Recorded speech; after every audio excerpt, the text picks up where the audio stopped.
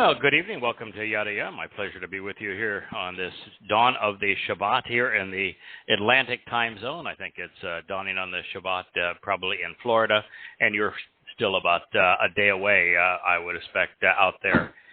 As a refugee from Folsom, right, Kirk? Yes. Mm-hmm. Yeah, we're heading out.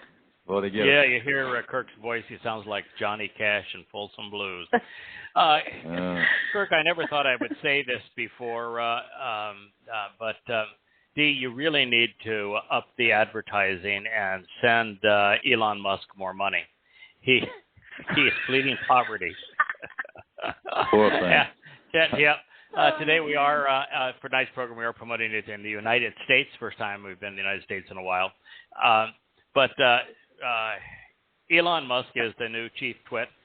Sent out a company-wide email and had a, I never thought I'd call Trump Elon Musk a twit either. I actually, Elon Musk is a guy that any sane person is going to both love and hate. Respect him for his brilliance and the things that he's achieved, and then also wonder what in the world the guy's thinking about. He, spends $44 billion buying Twitter, and the first company-wide email he sends out says, it might not survive the year. So you kind of wonder. Now, this is the thing that I was hoping was that if he did buy Twitter, that it would be the last bastion of free speech on the internet, because the Gestapo of what you can and cannot say, the thought police are running rampant every place else. But this is what the FTC had to say today. The FTC said in a statement Thursday, I guess that was yesterday, that it is tracking recent developments at Twitter with deep concern. No CEO or company is above the law, and companies must follow our consent decrees, said the God of the U.S. government, or said the agency in a statement. Our revised content order gives us new tools to ensure compliance, and we are prepared to use them. Boy, what happened to the Constitution? I don't think the Gestapo. I mean, seriously, you're never supposed to make comparisons to the Nazis, because that's considered just a low blow. But trust me on this one, the Nazis were not that belligerent. Yeah, we are tracking developments with deep concern. No CEO or company is above the law, and companies must follow our consent decrees, said the agency statement. Our revised consent order gives us new tools to ensure compliance, and we are prepared to use them. Wow. Who are these people? That's truly astonishing, is it not? Yeah. The Vatican is having troubles again. There's a picture of a smirking cardinal wearing his little red beanie and dressed in his religious garb, black other than the red. Looking very Roman of him. He is. It's now been revealed that 11 former and they're mostly French bishops, plus this now cardinal, have been accused of sexual assault on children under their care. Gotta love the Catholic Church, huh? Yeah, not a fan. Not a fan. There's a woman, her name is Nadia Murad. She was a Yazidi woman and girl, I guess, in the Islamic State areas of Syria and Iraq, was held hostage, enslaved, tortured, and raped by the good religious, upstanding religious people of Islam. Islam is such a lovely religion when it comes to the treatment of women. She won the 2018 Nobel Prize for standing up against these kinds of abuses, and she says that the genocide against women is still in high gear all the way across the Islamic occupied territories in the Middle East. It's amazing that the UN now is holding anti-Israel hearings and yet they don't ever have a hearing against violence against women in the Muslim world. Right. It is pure hypocrisy. Joe Biden sweeping a blue wave that sunk Trump's hopes for a return. Boy, that red wave never materialized. The Republicans had about a 95% chance of controlling one house or the other, and may end up with neither. It's truly astonishing how badly they got shellacked.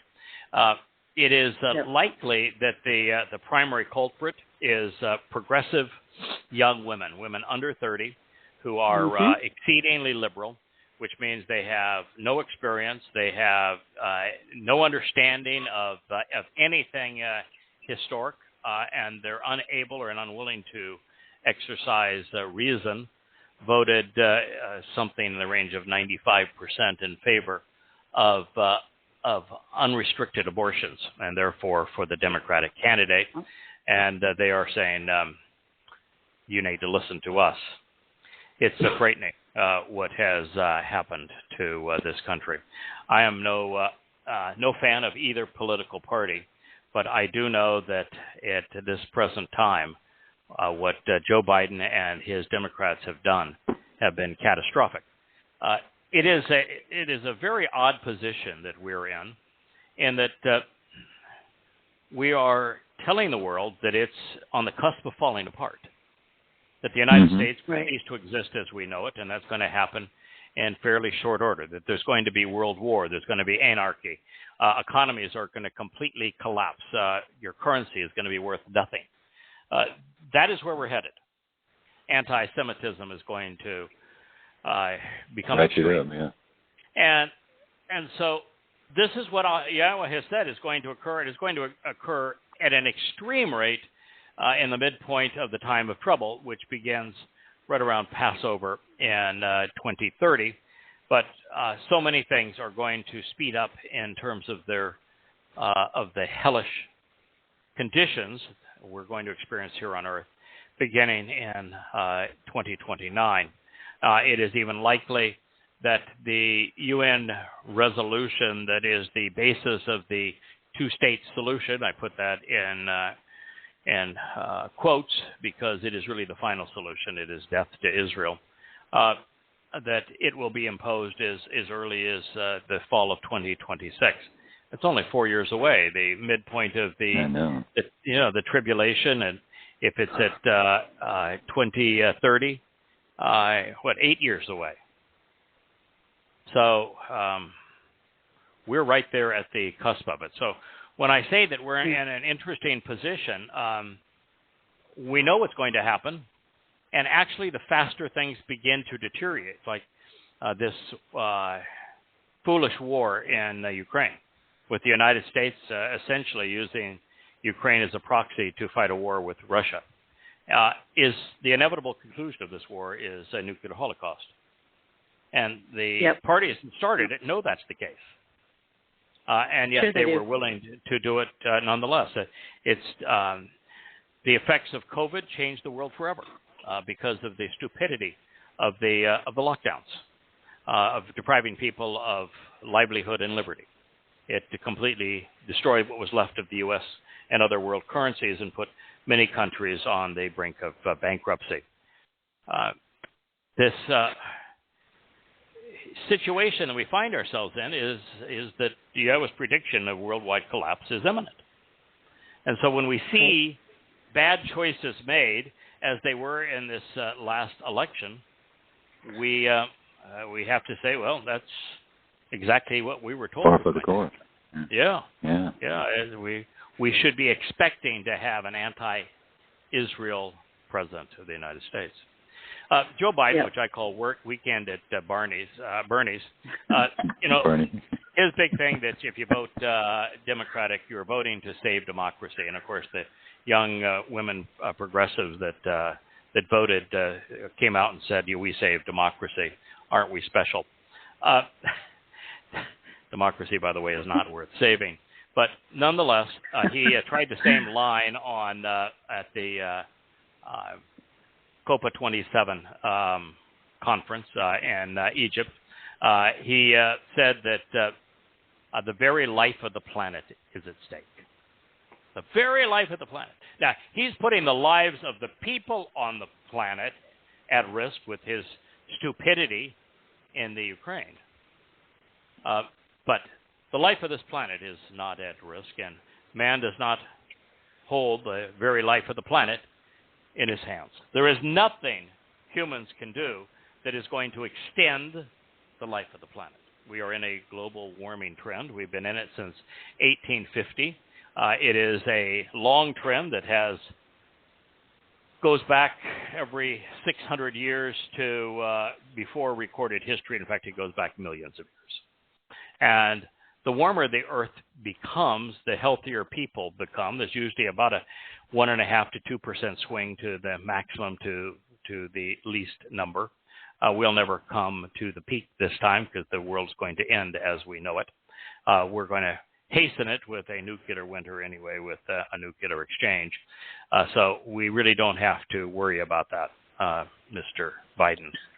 But it is interesting to see him say something as stupid as the very life of the planet is at stake, as if he's going to be our planetary savior. I don't think so. Speaking of sexual perversity, one of the things that Yahweh rails against the rabbis for, the national religious rabbis are now urging a probe of sex abuse allegations against Rabbi Towrah. He is one of the chief rabbis of the Haredim. You can see his picture if you Google it. He is the poster child of how ugly religion can make a person. So I would encourage you to see what a sexual pervert looks like when they dress up and play Jewish religion. I've told everyone, Kirk and Dee before the show began, that I'm doing my penance now. I'm back in Babylon. I never seemed to be able to get out of it. Spent a month or so translating Daniel in Babylon. It was a hellacious experience. Daniel is never going to be one of my buddies, I'll tell you that for sure. And then you jump into that and you go to Ezekiel, who's also in Babylon, and he's almost as bad as Daniel. And so it is troubling. That's sad. One of the things that if you can hold your nose and put up with Ezekiel, one of the things you hear over and over again is just how disgusted Yahweh is with the Jewish religion. He calls it to'abah, appalling, repulsive, disgusting. It is, from his point of view, the very thing that has harmed his people more than anything else. I want to say a couple other things before we get back to our Torah presentation. The fellow name is Sharm el-Sheikh, from Sharm el-Sheikh, Egypt, I should say. The fellow that is now calling himself the accountability chief is a former Grenadian politician. His name is Simon Steele. Now, can you imagine being a former Grenadian politician and think that you're such a big shot that you can declare yourself the accountability chief because he is chairing the UN climate change conference?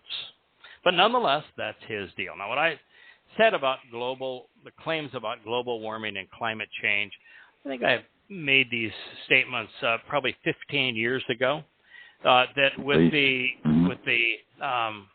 war on terror fizzling because they could never disclose that the enemy was Islam, and they continued to make a bad situation worse, that because of that wasn't sufficient to galvanize people to such that they would be afraid enough to give up their property, their freedoms, their prosperity, to give control to those who wanted to play a global Robin Hood, to take from the rich and to give to the poor. In other words, to punish success and reward failure.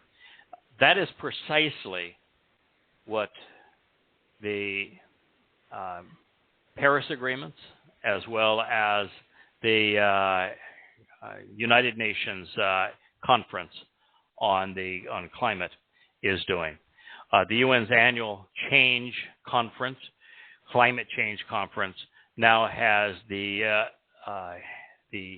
dignitaries saying the West must pay. The G20 countries in particular, they're responsible for 75% of the carbon emissions. So to ensure climate justice, we must transfer billions of dollars to poor African countries that are still living in tents. I mean, the only reason that they haven't polluted the planet is that they weren't capable of doing anything that would be considered detrimental to the planet in terms of fossil fuels. They're still burning wood. Last item in the news is that Qatar bribed their way to win the FIFA World Cup, 22 World Cup. And after bribing their way to it, they've killed 6,500 migrant workers building the facilities. 6,500 migrant workers, and there is no remorse whatsoever, and doesn't seem to be a bit of concern on behalf of the FIFA committee or anybody in the world to say, this is what happens if you give up your rights and you're so desperate that you will go to work in an Islamic country. The Muslims consider them worthless. They're nothing but slaves to them. And they die. In fact, they're treated better in Qatar by a long shot than they are in places like Saudi Arabia or Kuwait, where the dictators are even more disgusting. All right, speaking of disgusting, we're going to turn here in a moment to the ultra-Orthodox view of the Battle of Gog and Magog, because we were tracking through the various places where Yahweh speaks of the remaining conflicts that are going to engulf the world. And one of them, of course, is in Ezekiel. And the reason that I'm translating Ezekiel now, as of this evening, I'm just beginning the 12th chapter of Ezekiel. And it's funny that Ezekiel, the prophecies we've uncovered thus far in Ezekiel are much more important than identifying the culprits of the Magog War.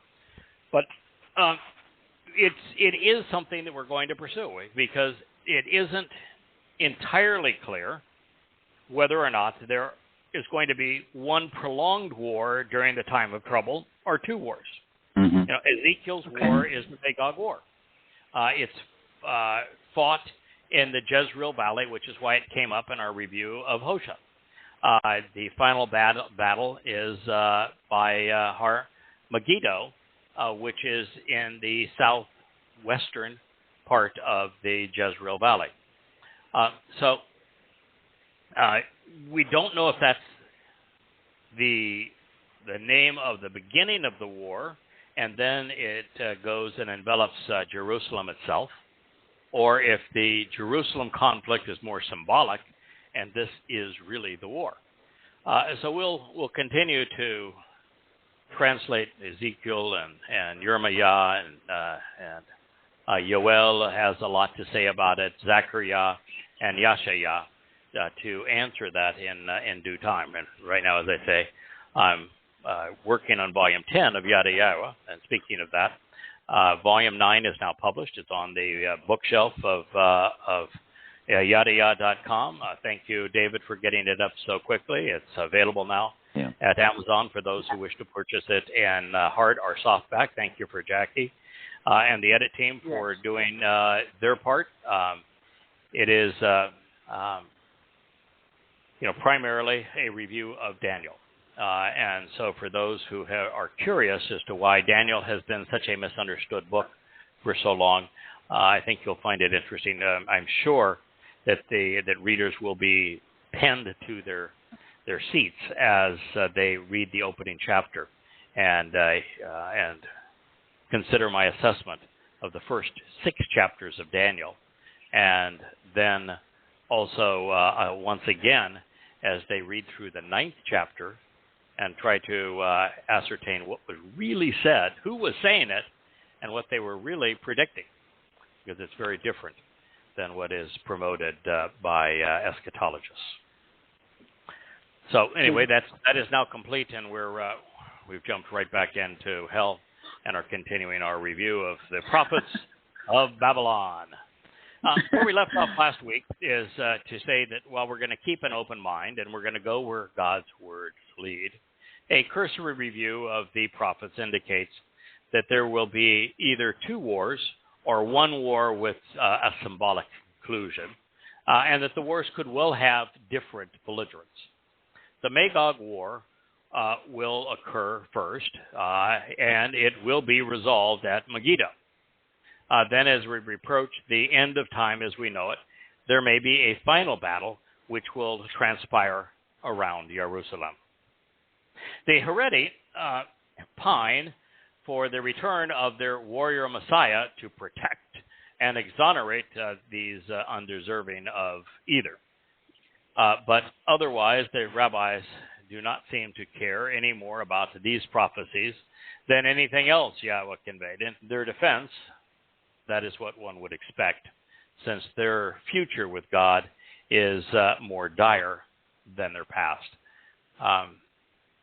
I was sharing with Dee and Kirk before the program began this evening that one of the last sections that I translated, I guess it was yesterday, was Ezekiel, I believe it is 9, where Yahweh is saying that there's going to be 6 individuals.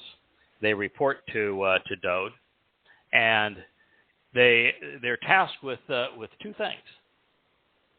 One is surveying all of the inhabitants of Jerusalem, and they're to place what appears to be the Messiah's mark on the forehead of those who are disgusted by religion and politics, those who just find the rabbis and the politicians of both sides of the spectrum revolting. They get the Messiah's mark. They're not touched, but everybody else is killed. That's how disgusted God is with what Judaism has done to Jews. Wow. And it's a tough read, and you read it if you're not exceedingly familiar with what Yahweh's overall promises are, and what He said He would do, and when He said He would do it. You're going to read that and say, "Wait a minute! You're killing women and children, and the political leaders, and virgins, and toddlers, and everybody else." And when Ezekiel saw it, he did a nose plant, and then started weeping, and then bellyached to Yahweh. Wrong. God's the only adult in the room. He's doing what a father should do, and that is ultimately, for your children and your family to be safe, you have to rid your home of the pest that would kill them. We even get to the point where Ezekiel is bemoaning the death of one of the 2 people that Yahweh said, "He is the man who is personally responsible for poisoning my family." And when he dies, Ezekiel says, "Oh my God, aren't you going to devalue yourself by killing every Jew?" And I say, his response is similar to somebody, let's pretend that Hitler really was Jewish, and some rabbi coming out and saying, "I think we need to throw a funeral for him and then cry on his behalf." It's like saying that it's not fair that somebody decided to eradicate the rats and the fleas that caused the bubonic plague because, well, there's some virgin rats and some young rats, and they don't deserve to die. I pointed out as I was doing this that there's been 175 generations of Jews since the Torah was revealed, and not one of them has responded appropriately to Yahweh. Why would the last one be any different? Don't you think there's a reason why Yahweh said this is not a good time as we approach the very end say in the range of 2029, 2030, it's just that don't bear children. This is not a good time to have children. Don't do it. I think he said it for a reason. Yeah. Those children are not going to have enough time, even if they were being told the truth, to know how to respond to Yahowah. Well, this is what the ultra-Orthodox Jews, the organization that I copied this from is Chabad. Chabad is the voice of the Haredim. They call themselves the most influential voice of Jews worldwide. In their presentation entitled The Battle of Gog and Magog, this is what they had to say. The prophet Ezekiel, chapters 38 and 39, describes a climactic battle that will be instigated by Gog and or Magog and will be waged against Israel and G-D. Well, just to be clear here, it's not G-D. It is Yahowah. And if you can't say his name, you don't know him and shouldn't be speaking for him. And it isn't Gog and or Magog. Gog is the leader of the Magog Federation. The defeat of Gog and Magog will precipitate the Messianic redemption. It is difficult to dwell on this topic because it is so shrouded in mystery. We are uncertain as to the identity of Gog and Magog, and whether Gog and Magog are the names of nations or individuals, whether this battle will be a physical or a spiritual battle, and even whether it has already occurred or not. Boy, to be called sages, they don't seem to know very much. According to tradition, read the Talmud, the central personality in this war is Moshiach ben Yosef. And then Moshiach, they say, is of the tribe of Joseph. Oh, where'd they get that notion? Is there a tribe of Joseph? Yeah, the tribe of Joseph. Jewish tradition speaks of two redeemers, each one called Moshiach. This sounds a lot like the Zohar, where there's two both equal opposing sides of Satan and he who shall not be named. So good and bad Moshiach. Both are involved in ushering in the Messianic era. No, I can tell you, there's only one. Mashiach. It's not Moshe, it's Mashiach that is going to be ushering in this era. It's not actually the Messianic era either. It is the kingdom of Dod, and it is eternal. And there is but one Messiah in this regard. His name is Dod. And it says they are Moshiach ben David and Moshiach ben Yosef. Son of David. So the Messiah, son of David, and the Messiah, son of Joseph. No. Oh, my goodness. The Messiah Who is makes Dod. a visit? Dod. And by the way, you don't have a B in the Hebrew alphabet, so it can't be David. No. Moshiach ben Yosef will be killed in the war. Oh, poor Yosef. Against Gog and Magog. I guess he is not much of a Mashiach then. No, not much. Again, it is unclear whether the death will be in physical battle or as a result of the spiritual battles which he will wage against the forces of evil. Either way, the prophet Zechariah 12:10 describes the national mourning that will follow his death. Apparently, though, the death of Moshiach ben Yosef is not inevitable. The master Kabbalist Rabbi Isaac Luria, known as the Arizal, said when saying in Amadah the words, "Speedily establish the throne of your servant David," one should beseech G-D that Moshiach ben Yosef should not die in the course of his struggles. Say what? How do you get from one point to another? And why, if you're trying to understand something in the prophets of Yahowah, would you not quote Yahowah, but instead quote a rabbi? The Kabbalist, yeah. Apparently, though, the death is not inevitable. According to certain sources, rabbis rather than Yahowah, Moshiach ben Yosef will serve as Moshiach ben David's viceroy, thus finally bringing an end to the schism between the northern 10 tribes, which were ruled by Joseph's descendants, and the kingdom of Judea, which was ruled by the Davidic dynasty. Yeah, not so much.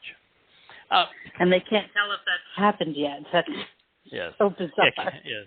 Yeah, and have you ever considered reading the book of Jeremiah?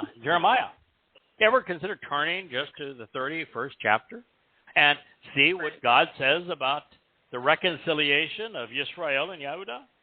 Mm-hmm. When it's going to occur, why it's going to occur, what's going to be different once it occurs?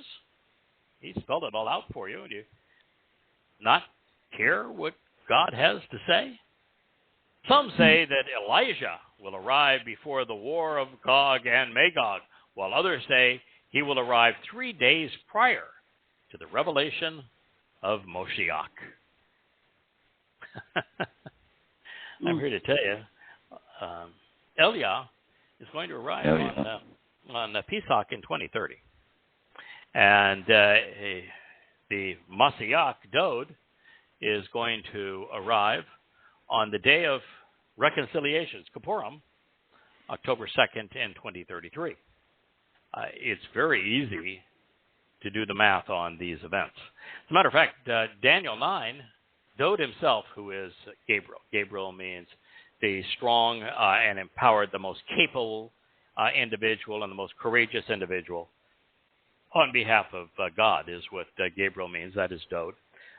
Gabriel is the one who specifically told us when he is going to return and when there would be the birth of replacement theology, which is designed to undermine his credibility and his role in our restoration. So one would have thought that over the course of the past 2,000 years, at least one rabbi would have done what we have done and what we continue to do. Why not study Yahweh's revelations word for word, comparing what he says on this topic to everything else he has conveyed on the same subject? We may not answer every question, but we will not be left wondering when Eliah is going to return, nor will we promote such nonsense of tradition and speculate on the apprentices of the Moshiach ben Yosef, serving as a son of Dode. If it were not for the fact that the souls of many millions of Jews have been poisoned by this vomit, we could simply write this off as the blind leading the visually impaired. I will acknowledge one thing the rabbis got right, however. They have correctly ascertained that Yahweh is not intervening on behalf of Israelites or because Jews deserve it, but instead to redeem his good name, recognizing that it has been tarnished by its association with Israel. Similarly, Roman Catholics and other Orthodox denominations of Christianity don't much like what Yahweh says of them, their fate or his plans for Israel. And they are less interested in the Old Testament than the Jews who claim they have, the Jews that they claim to have replaced. Then, of course, there is the problem of Daniel revealing that the Roman Catholic Church is the worst and final iteration of Babylon. It is, of course, most interesting when you read prophets like Yeshaya, Hosea, Jeremiah, even Ezekiel.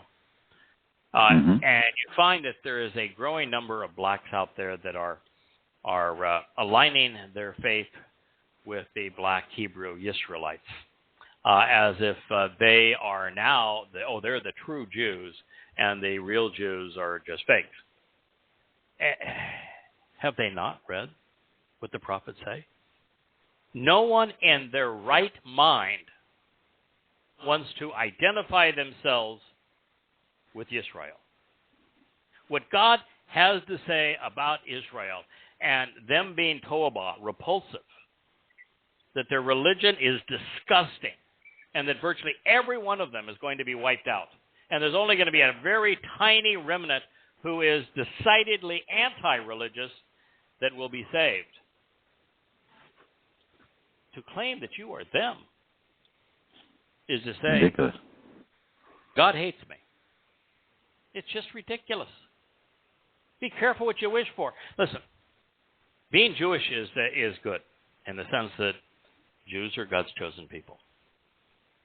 But since the Torah has been revealed,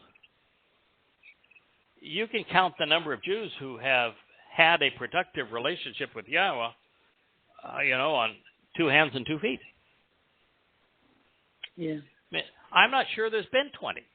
That's how rare it is. Among Goyim, the numbers are about the same, maybe worse. So be really careful when you say, this is who we are. First of all, you're wrong. And second of all, it's not good.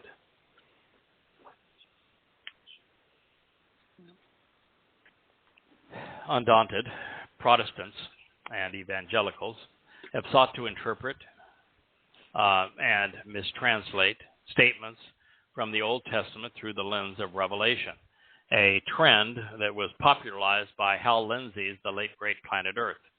Unfortunately, the process used is similar to those who conspiracies.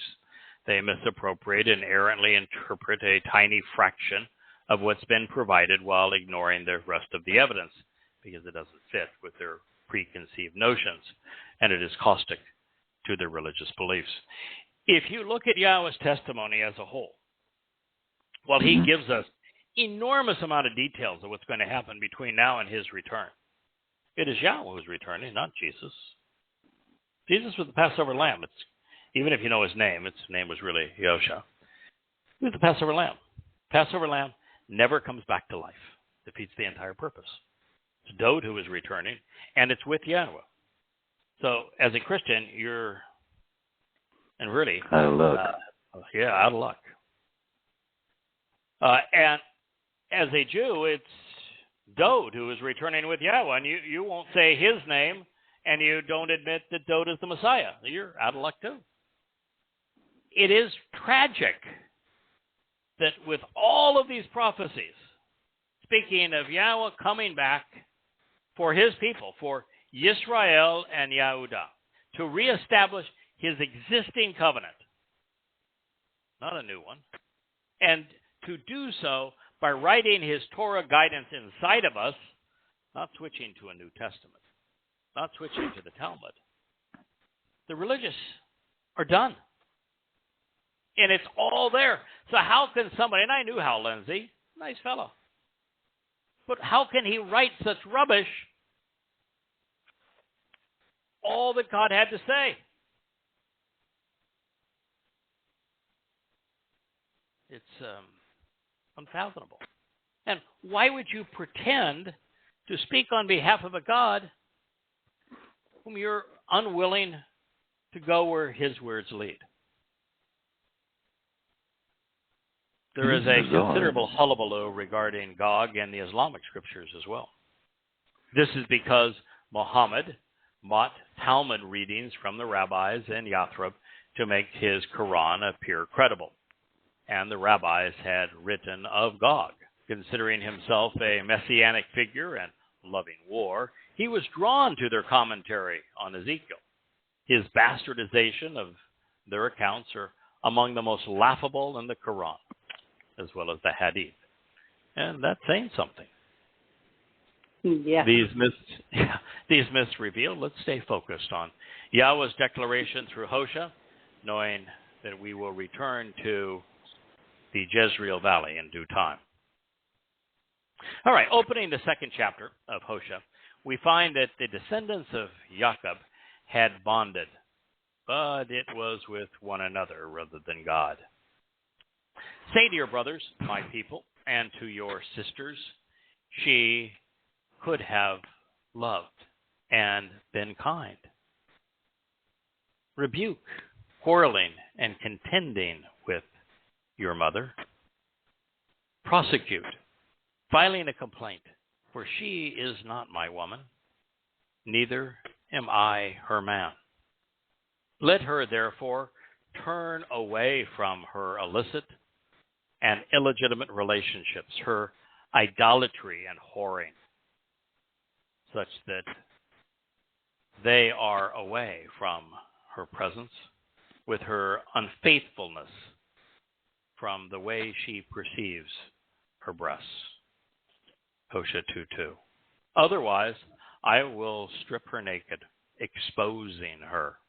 I will present her as the day she was born, causing her to be akin to a lifeless and barren place of questionable words. I will make her similar to the parched earth, such that she dies of thirst.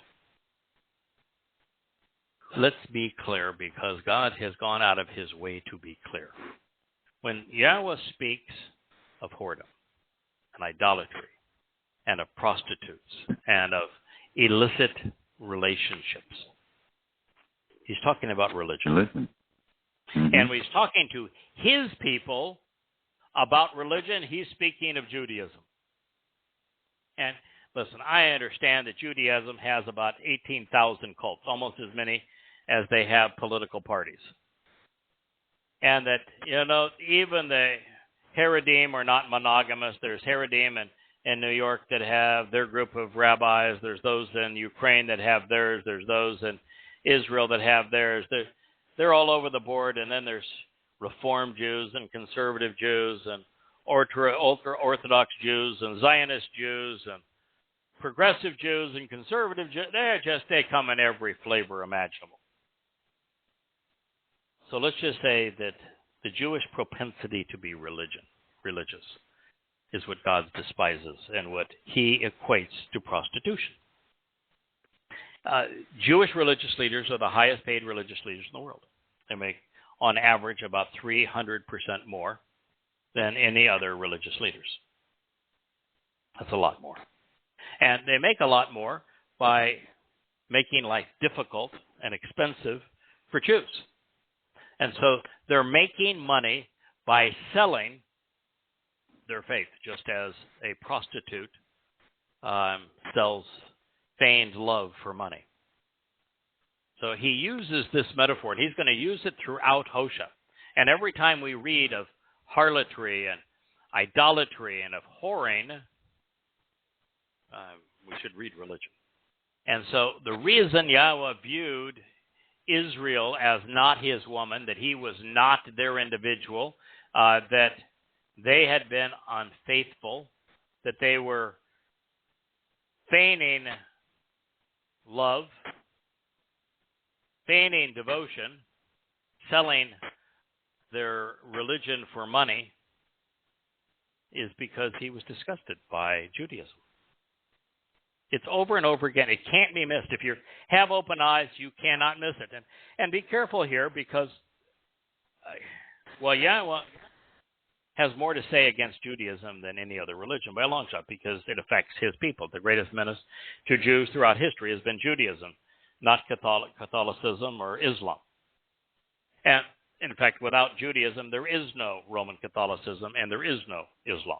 So just because Yahweh is interested in his people over all others, and just because Judaism is the greatest threat to his people and his relationship with his people, is why he focuses on it. But that does not exonerate Christianity or Islam. He has an enormous amount to say about Christianity, and it's all bad. He has an enormous amount to say about Islam, and it's all bad. And for those that are listening, perhaps for the first time, and they said, you're being unfairly critical of Jews, I'm telling you what Yahweh says. If you don't like what Yahweh says, don't blame me. But to be fair, go and read the 4 volumes of Questioning Paul. Go read the 1,000 pages of Quran and Hadith analysis that is found in Prophet of Doom, which exposes and condemns Islam. God is an equal opportunity hater when it comes to religion. And so we do what he requests. We expose and condemn the things that he hates. Now, this indictment that I've just shared with you from Hosea 1, 2, and 3 is universal. The men have been condemned as prostitutes, and now the women are being called whores. The Israelites have been disinherited and divorced. And the cause of her infidelity, the affair which has robbed Jews of Yahweh's mercy, is Judaism. Israel has become an infertile womb, a nation of miscarriages, of aborted souls precluded from reaching their potential. Their affliction has become so pervasive, even a mother's nurturing milk was now toxic. Rather than nurturing her children, upon her bosom her breasts now are nothing more than bait used to trap the next lover. Religion is insidious, especially Judaism, because it affects every aspect of the people's lives, from what they say to what they do, from what they consume to what they believe, influencing their education, their disposition, and their professions. As is the case with such things, they must be exposed and condemned for the people to heal. Yahweh is doing both, as are we.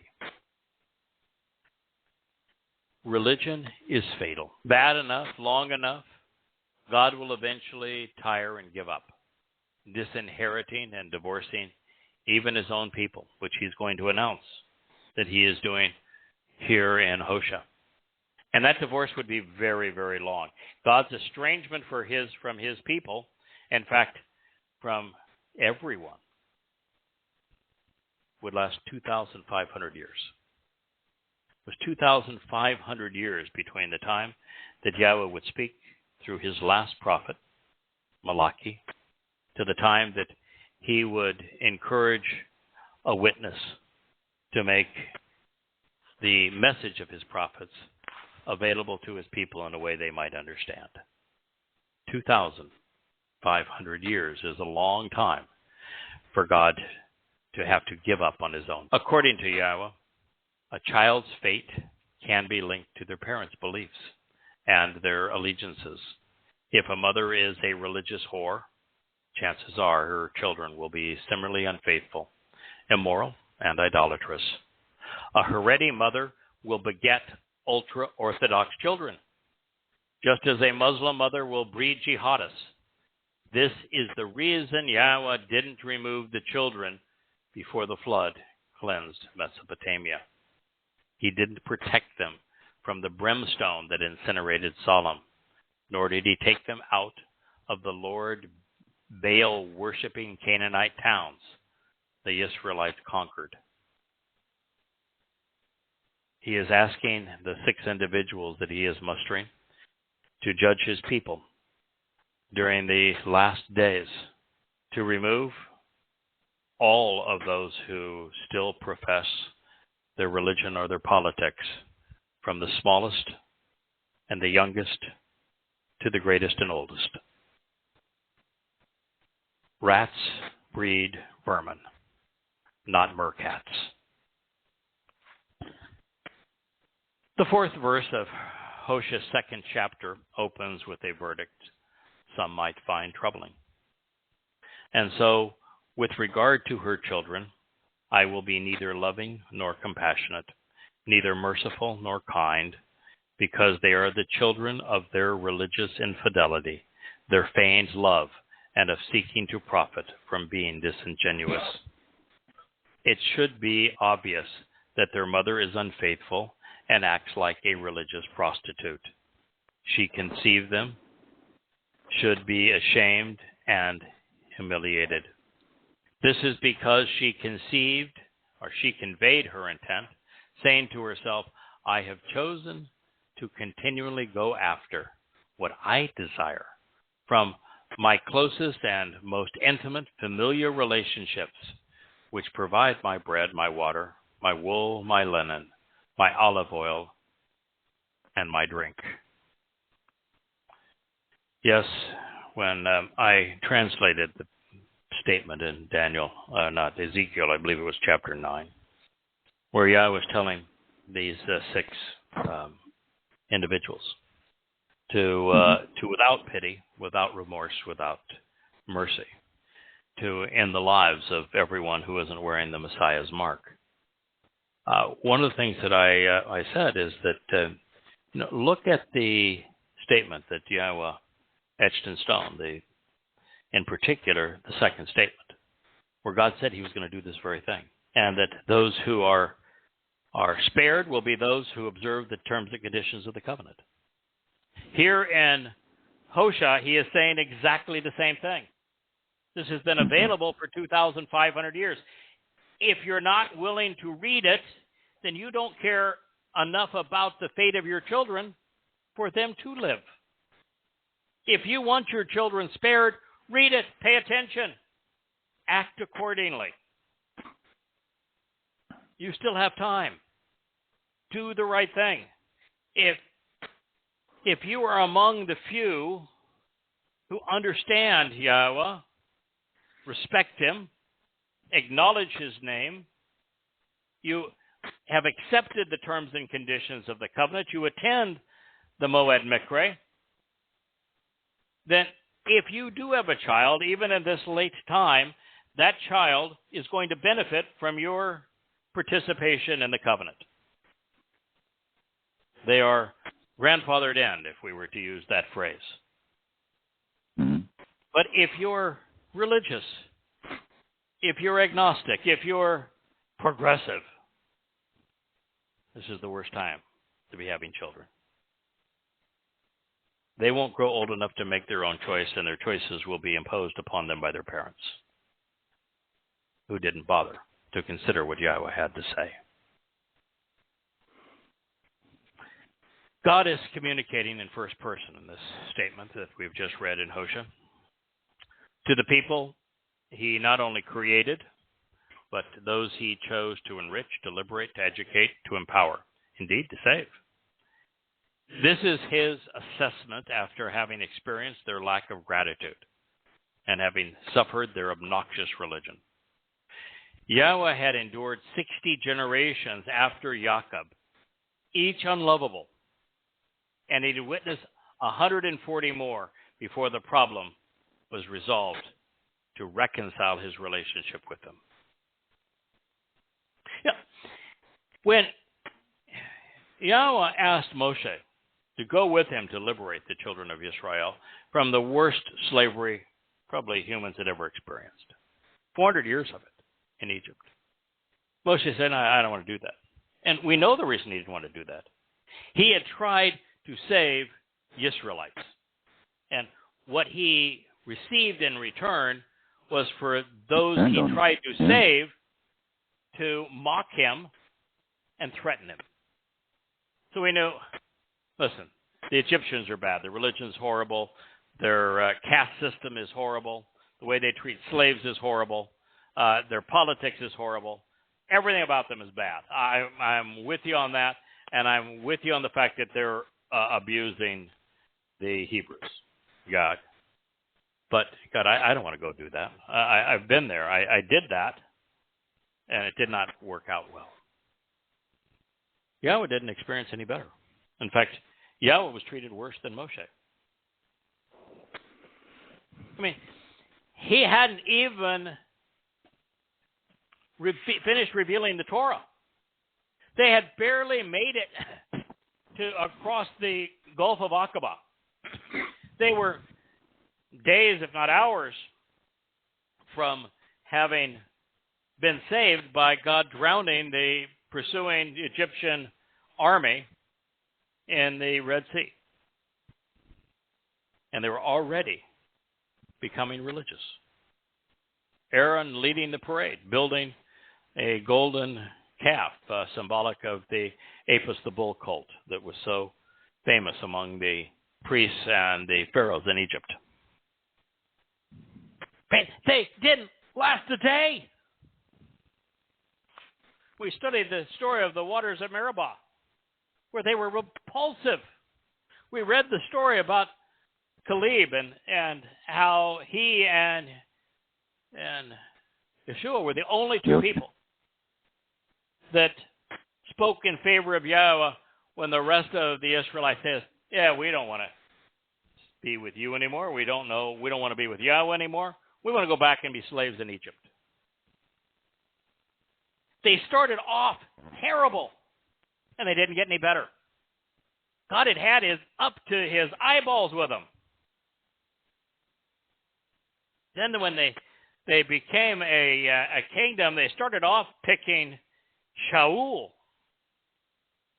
He said every which way how that was going to turn out bad for them. It did. So God said, listen, this is what you want. I'm going to give you a good example. The best man who ever lived. Flawed as he was the best among us. Toad. He reigned for 40 years. But then look what happened. Solomon. I'm not sure he made it 5 years before he became a pagan. It was awful. Israel wouldn't survive. And from there it was divided and bickering and at war with itself and war with God. And soon the Assyrians would take 10 of the 12 tribes off into slavery, and then not long after that the Babylonians would come and take what was left of Yehuda. It never got any better. It's still not any better. Jews, you should be embarrassed. And why not, after all of this time, change? If God continues to besmirch your religion, why are you continuing to be religious? God's diagnosis is that his people had contracted an acute and fatal case of zana. Their religious infidelity was killing them. Masking the symptoms by being disingenuous was not fooling anyone, especially God. It was obvious. Life for Jews had become a charade, as they even feigned their devotion to God, even to this day. Imagine all of the work, all of the pretending, the many prayers and rituals, and it was all for naught. Didn't please God, it antagonized him. Judaism is so inappropriate and so disingenuous. The people should have been ashamed of what they had done to antagonize Yahweh. Then to make matters worse, God is saying that the Jewish women do not even love their husbands. Even in marriage, they are prostitutes, trading the pretense of affection for food and shelter, with their womb having become a commodity to barter. Jewish women are not only unlovable, they are unloving. If you don't like that assessment, change. The list of things Yahweh articulates as significant. Bread and water are necessary to keep us alive, temporarily sustaining our mortal bodies. Wool and linen are woven into clothing and provide a covering to hide our imperfections. That is why God told these women their infidelity would be exposed. Olive oil and drink are spiritual references, and that oil represents Yahweh's spirit and pure light, while drinking wine is symbolic of celebrating Chag Matzah. We have said it, and now so has God. The religious are not welcome in heaven. Salvation is not part of the discussion in Judaism because there's no means to salvation for the religious. Likewise, in response, behold, I will guard and restrain, and I will block, hedging up, that which is associated with your path, doing so with thorns. I will erect a stone wall to block her progress, so that her way of life will be inescapable of discovering it. So she will pursue and annoy her most intimate lovers and passionate desires, but she will not achieve what she is chasing after. She shall seek them and will conspire with them, but she will not prevail. Then she will say, I will go and reverse course, returning to my initial husband and formal man, because it was better and more productive and beneficial for me than it is now.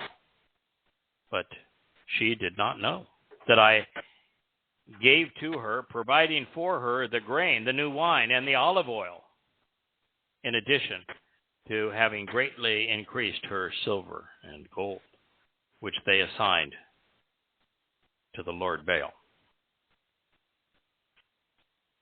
God's not happy. He has done everything imaginable for his people. He's honored his promises to them. He has met with them, spoken directly to them, provided his Torah guidance for them, liberated them from slavery, fulfilled his promises to enable the benefits of the covenant through the first four Mikra, provided them with 1,000 years of prophets. And what have they done? Spit in his face. This is the kind of statement the religious find inconceivable.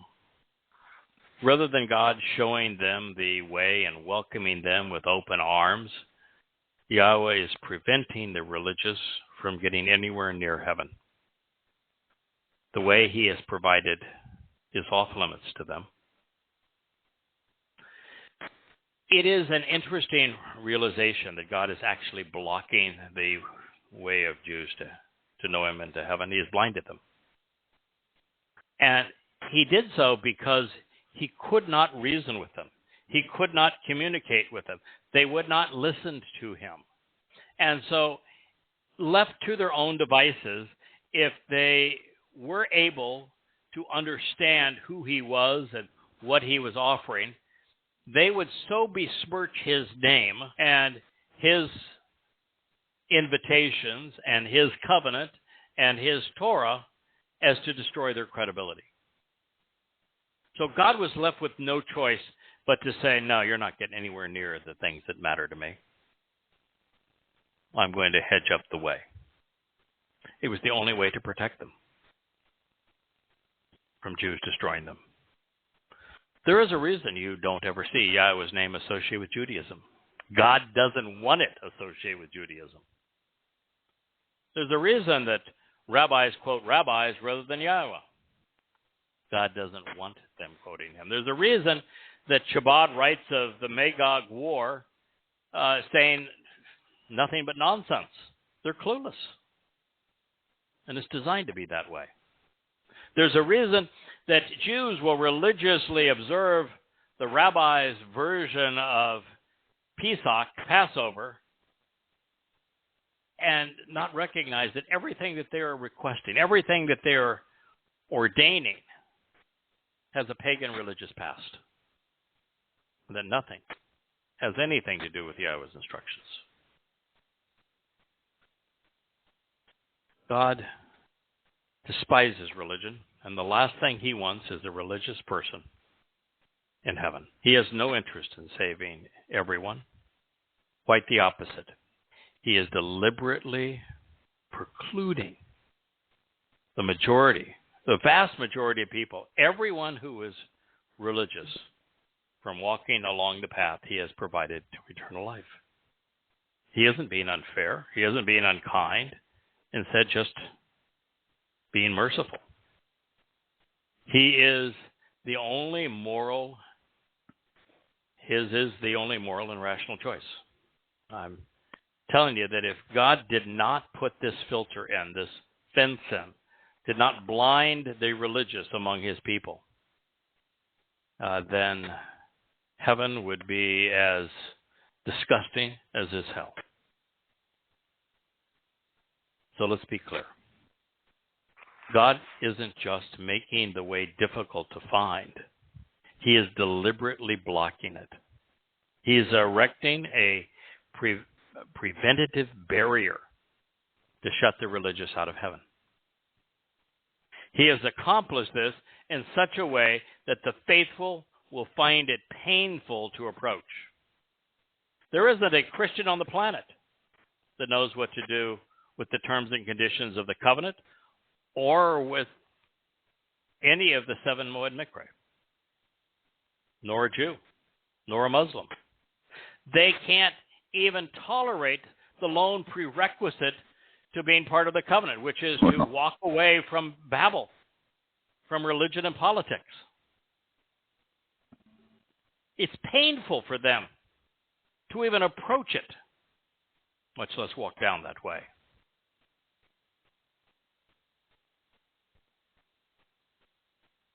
So it's hidden. God blockaded the approach to him. Now, the blockade here is not temporary, but it is not of stone either.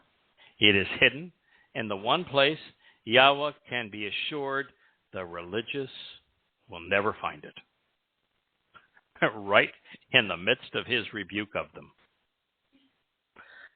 God offered his people the covenant and all the benefits associated with it.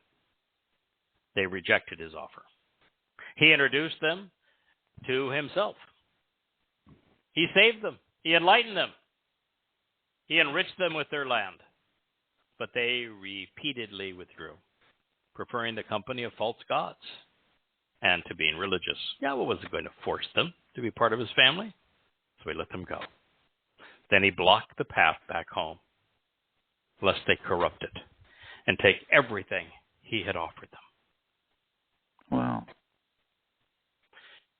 Prior to Yada Yahowah, I am unaware of any Jewish man or woman who had come to accept Yahweh or who had chosen to participate in his covenant family.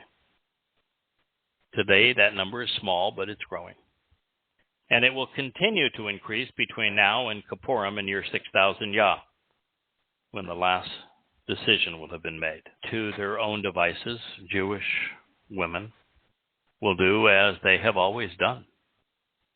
They're going to seek the support of men who do not love them any more than they deserve to be loved.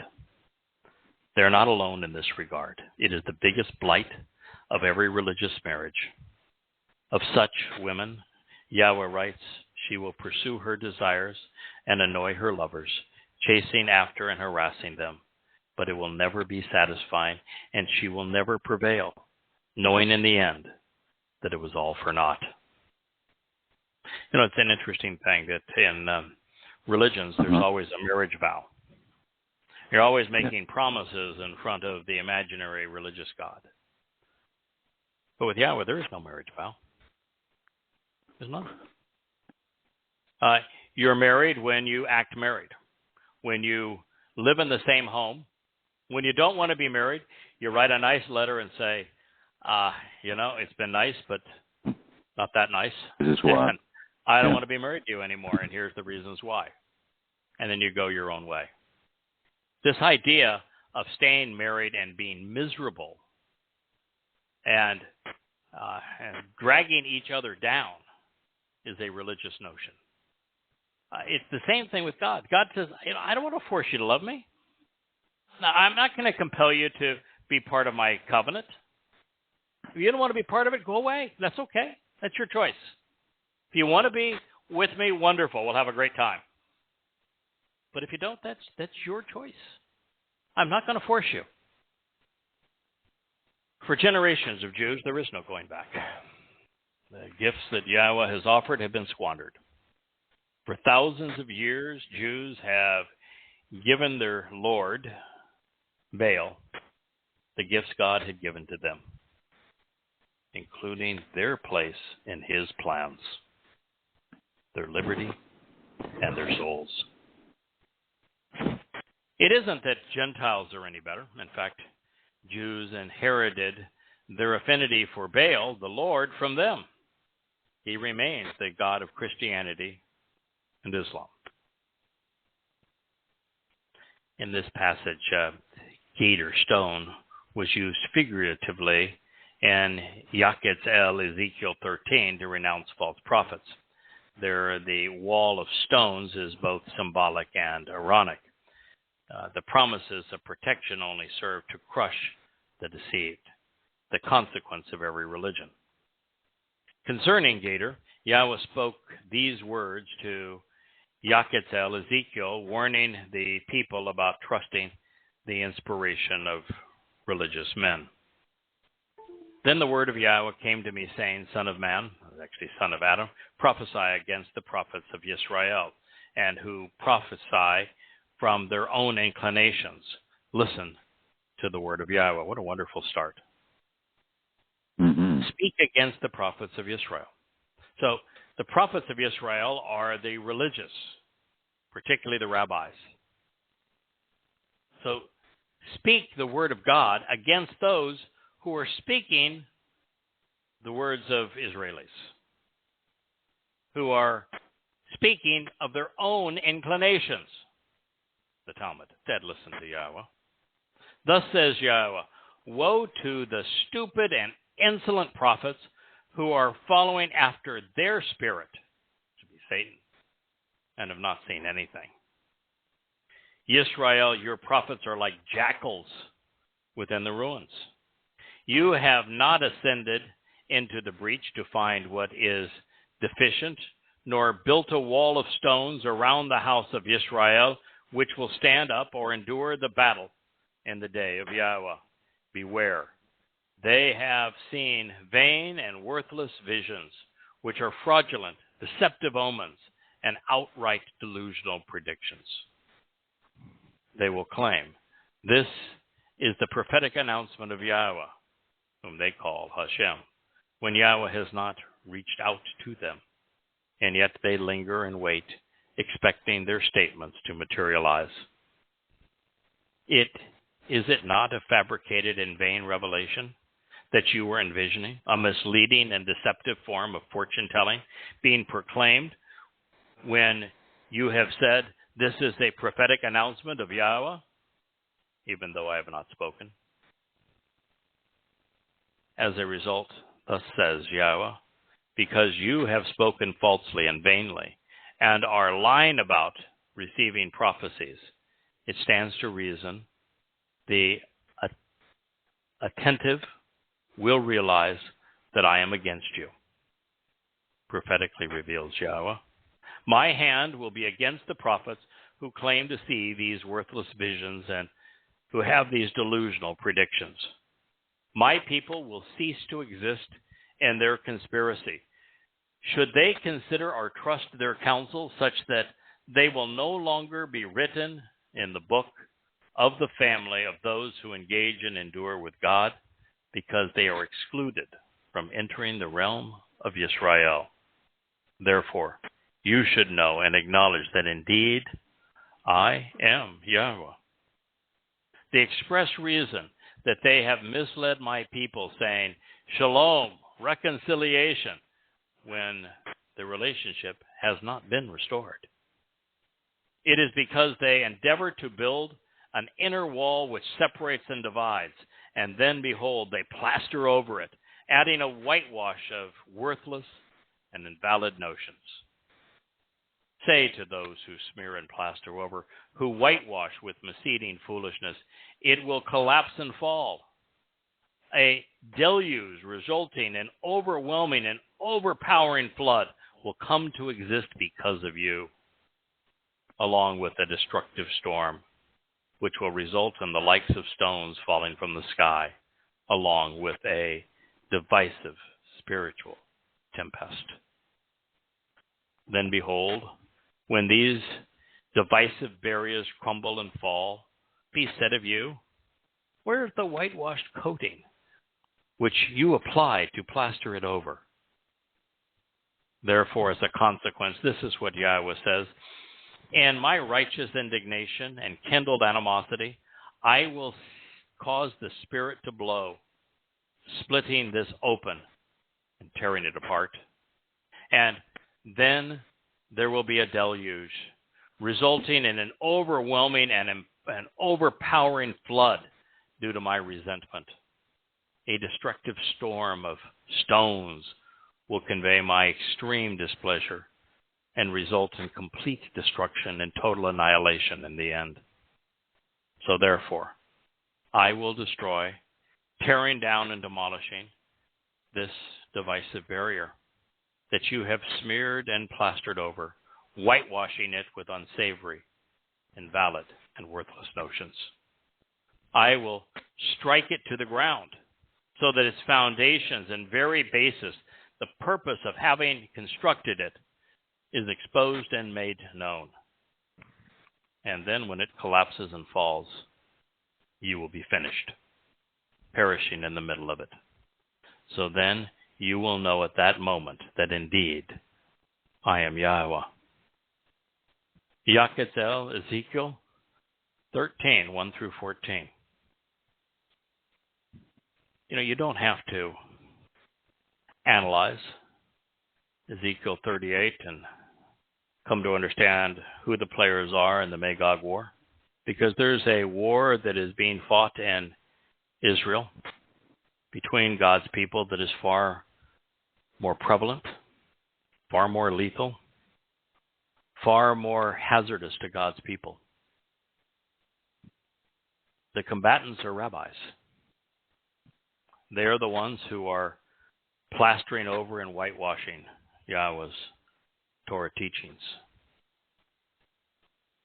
And if you want to know what's going to happen, God's going to put an end to them. He is going to collapse their facade and have it come crumbling down. And if you are anywhere near them, you will be caught up in that wall as it collapses. This is as good a time as any to reject Judaism, to reject this absurd buying of positions of power in the parliamentary system of an unconstitutional state in Israel. God loves his people. He is ultimately going to reconcile his relationship with them, but only with those who have disavowed religion and politics. Be among the first. If you leave religion and politics now, if you take the time to read what has taken us 21 years to prepare for you in the Yada Yahowah series, if you were to read it now, disavow religion and politics, and join the covenant family, particularly as a Yehudim, just think of how many more will be celebrating along with you when Yahweh returns with Dod on the day of reconciliations, Yom Kippurim, year 6000 Yah, October 2nd, at sundown in Jerusalem. Not only will you be among them if you make this choice today, but so will your children, so will some of your parents, so will some of your friends, so will your brethren.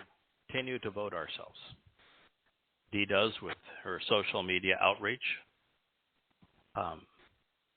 Kirk, you do with your research, particularly in the ancient alphabet and your participation in this program. I do every day with my translations and contributions to the Yada Yahowah series.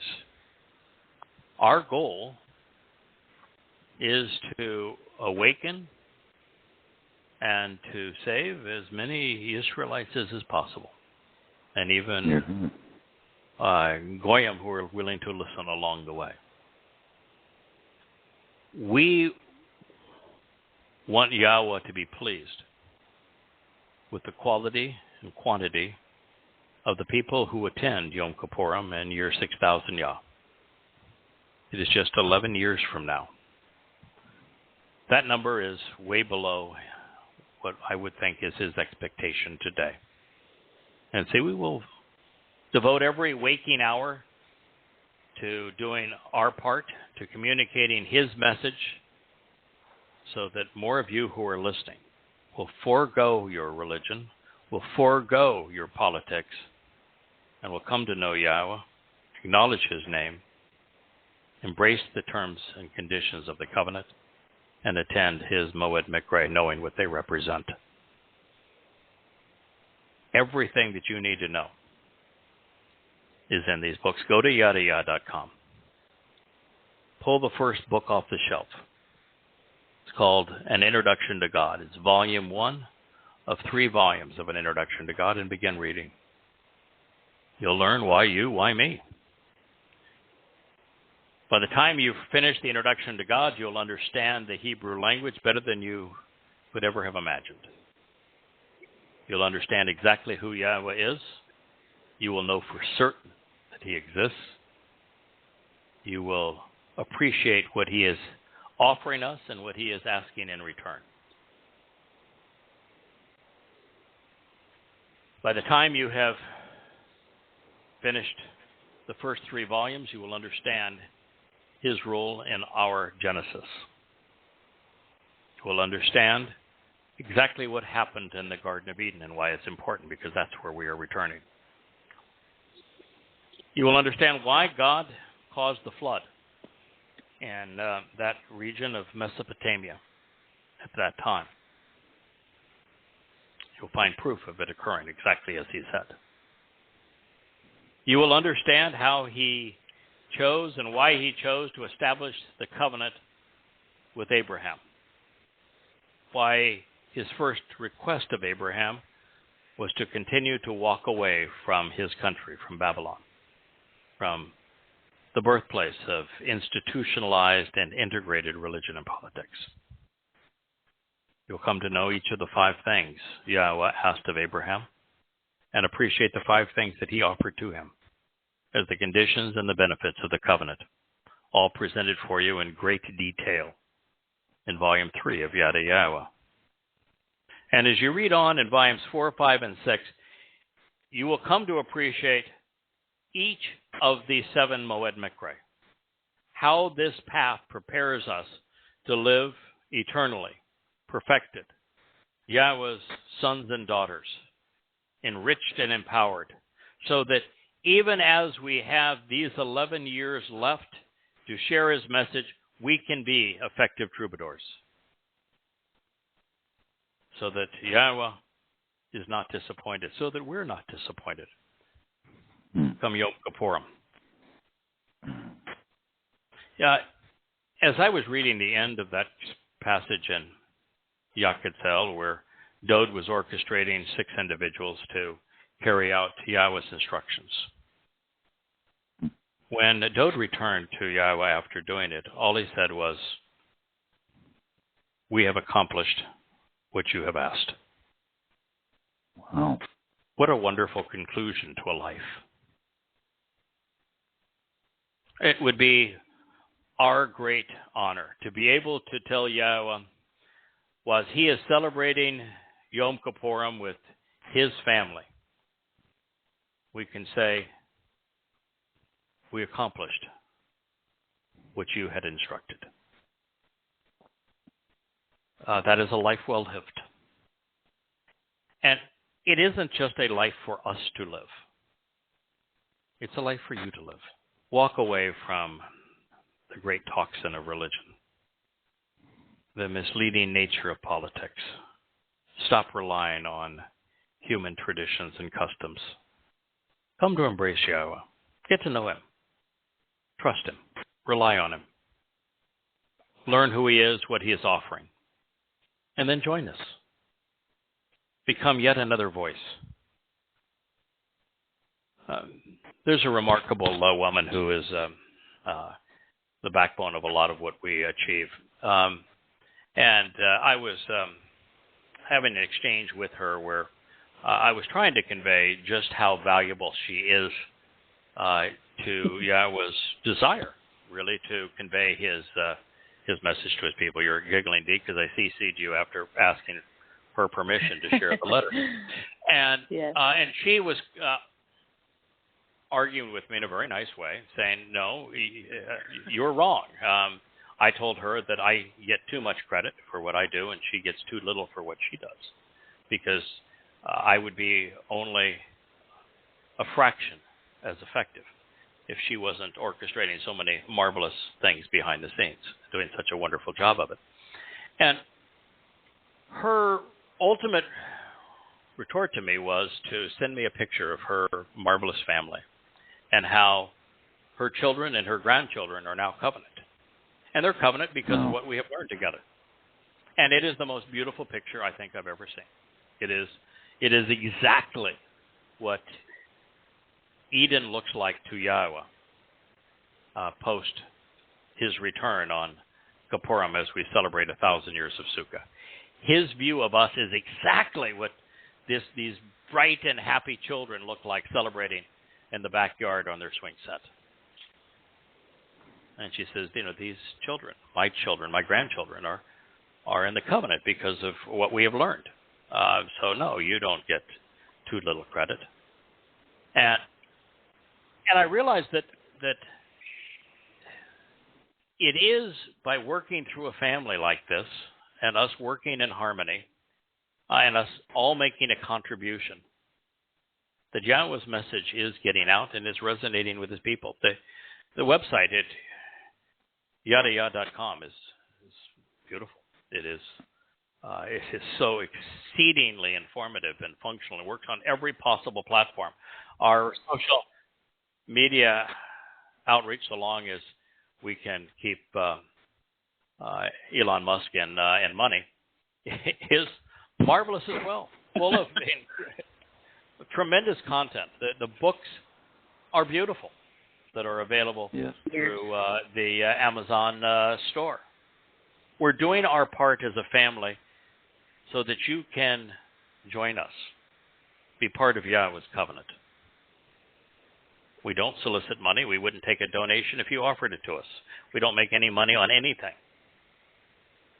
But we love what we do. And we would be thrilled if you would join us. Not only because of what it will do to enhance Yahowah's family, but also because for each of you that join, there is yet another witness then who can convey Yahowah's covenant message to his family so that there's a more joyous reunion on Yom Kippurim. We want as few as possible to suffer the fate that is forecast for the religious and political upon Yahowah's return. And we want as many as possible, all the willing to listen, to embrace the Messiah's mark. And the Messiah's mark isn't given to those who are good. It isn't given to those who donate lots of money. It isn't given to those who pray a lot. It isn't given to those who are perfect as it relates to their behavior. No, it's afforded based on a single criterion. Are you disgusted by religion and politics? Are you so repulsed by religion and politics that you make it known, but you're not afraid to say so? Because that's the lone criterion for wearing the Messiah's mark. Now that's something to think about, isn't it? That's how much God hates religion. How the one thing that will separate the few who will survive and the many who will die is their disgust for religion. So we'll leave you with that thought. We thank you, Steve, for promoting us and Twitter and keeping Elon Musk in money another day. Kirk, for being here with your pleasure. Yes, your wholesome blues voice, and Johnny Cash, I Walk the Line. Very sexy. Tell us some more. Can you sing some Johnny Cash? No, wouldn't dare. For those that don't know, Kirk has 1 foot in Folsom, and by his voice can't seem to get out of it, and another now in Carmel, where he is living the life in one of the prettiest places in all the world. He's also found out that if you're no longer in your 20s and 30s, moving is hard, and so Very hard. so I think he's got this froggy voice because his body is saying, I'm too old for this. Quit. Yeah.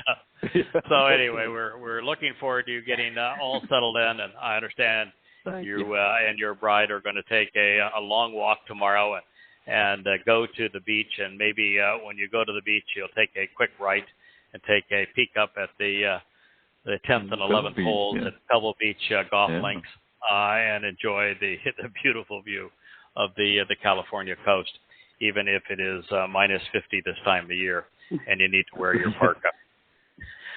But thank you, Rudy, for being part of the program. We look forward to being with you this time next week. We'll start back in the book of Hosea and return to one of God's most revealing prophetic pronouncements, because the entire book is devoted to a singular theme: God divorcing himself of his people because of their propensity to be religious, and finally reuniting with them as a result of their willingness to forgo their religion. It is one of the tales that the religious don't want to hear, but God wants you to know. May God bless. Look forward to being with you this time next week. Good night, Johnny. Good night, Dee. Good night, guys. Oh, good night. Night, Dee. Night.